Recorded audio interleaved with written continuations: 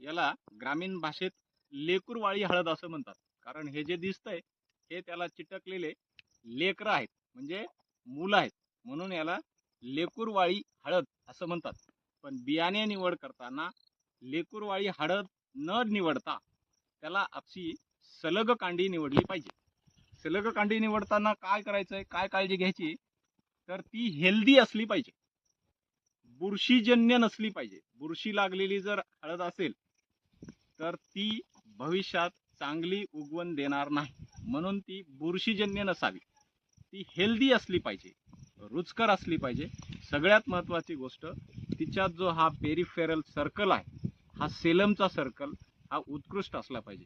म्हणून बेने निवड करताना आपण सगळ्यांनी सेलम नावाची हळद आणि हेल्दी हळद निवडावी.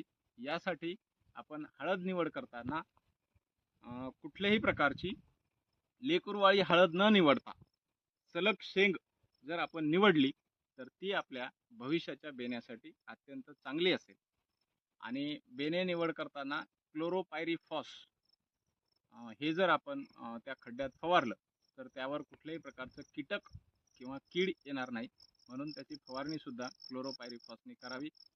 आपल्या सगळ्यांना या खरीप आणि रब्बीच्या शेवटी बेणे निवडीसाठी शुभेच्छा देतो आणि सगळ्यांनी हळद पीक घ्यावं यासाठी शुभेच्छा देतो. धन्यवाद.